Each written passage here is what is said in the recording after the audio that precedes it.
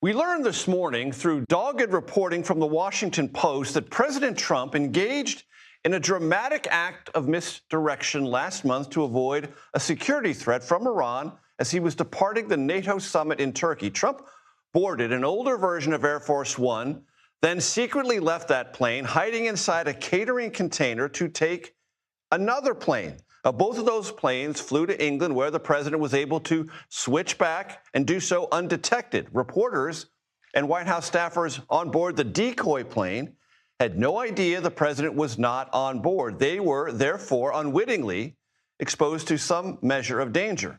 And even after the threat was over, long over, the White House disclosed nothing about this particular maneuver. Our Ed O'Keefe joins me now from the White House. And Ed, I'm glad the weather today is much better than it was yesterday. Describe what we've learned and what are the implications of all of it? Well, what we've learned is what you laid out there, that there had been a threat.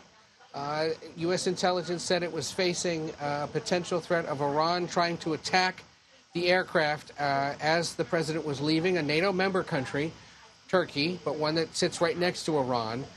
And so they took this step. And people may recall that the morning that he was leaving Turkey, he announced on Truth Social, hey, remember my new plane that I flew over here in?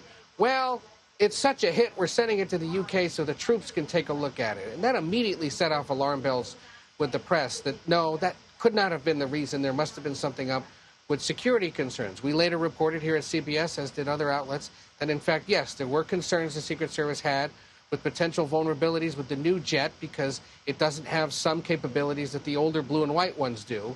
Well, now we learn it wasn't just about the jet, but it was in fact about making sure that the president himself wasn't on the jet that people thought he would be on, out of concern that it might get hit by some kind of shoulder-fired missile. So the White House not confirming this directly, but saying in part that there are enemies of America who have their sights on President Trump, and, quote, we use every tool at our disposal to address those threats. We spoke with former Secret Service officials today who say, look, if there was in fact credible intelligence saying he was at risk and they took these elaborate steps to get him out of there, then that was keeping with agency protocol.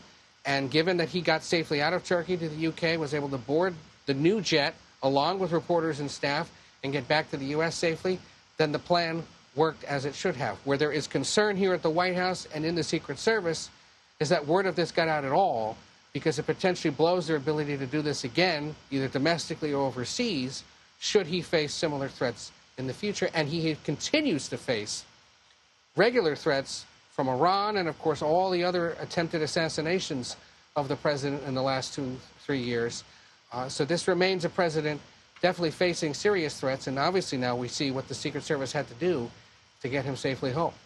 Ed, very quickly, 2 questions. This is a decoy of a decoy. That suggests this was a pretty serious threat and that these maneuvers underscore the seriousness of it. Also, in 2000, President Clinton did something similar in Pakistan. Walk us through those 2 points. And the difference there is that reporters were briefed in advance that it would happen. He was going from India to Pakistan. They thought he would board one of those larger military transport planes when, in fact, staff and reporters did. He then walked around the corner to another unmarked white jet.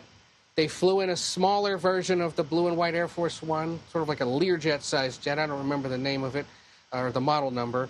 And at the time, it looked as if that's the one President Clinton got off of because there was a Secret Service agent that resembled him, when, in fact, another jet flew in right behind it, and Clinton got off of that one. So that's the one known case of a president taking a decoy aircraft into another country or out of another country into another country because of a potential threat. And at the time, it was Osama bin Laden that they were worried about and his terrorist groups ahead of 9/11.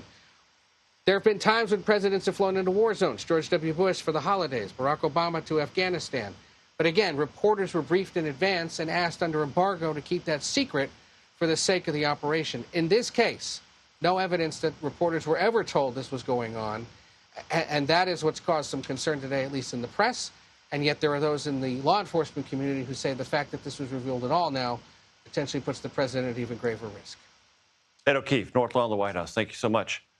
I want to bring in former CIA officer and Marine Corps veteran Elliot Ackerman. He's also a CBS News contributor. Elliot, your thoughts on what Ed said and the contours of this story as we know it?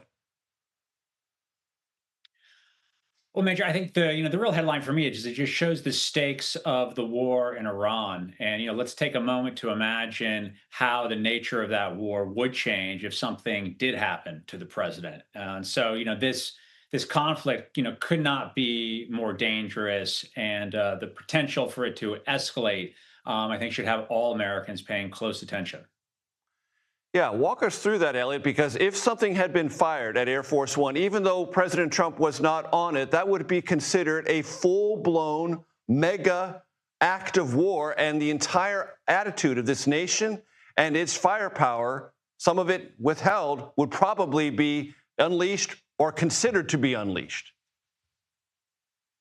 It would, and I don't think it's an exaggeration to say that it would completely change the game, because it would demand a response from the United States, an escalation from the United States. And that's how, and if you look in the past or history, regional wars can grow, can become world wars. If you look at the First World War, it started with the assassination of a head of state. So, if anyone needed to be reminded that the war in Iran is a very high stakes game, this should remind them.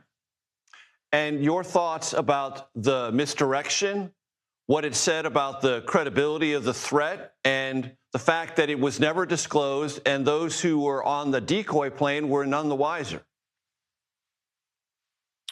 Right. And I think what Ed was talking about earlier. I mean, yeah, obviously it really shows how norms have changed since the Clinton era. That I can't imagine a scenario where the threat credible, where the press would be informed ahead of time, just because so much has changed since the year 2000. But again, it is yes, that operation has been blown. So if the Secret Service faces a similar threat in the future, they're going to have to come up with a different protocol to get the president safely home. And is that an operational hazard? It certainly is. I think from the perspective of the individuals who are in charge of the president's safety, they would much rather have all of this under wraps. And that has to be held in balance with the fact that the press, as the representatives of the American people, need to know the whereabouts of the president.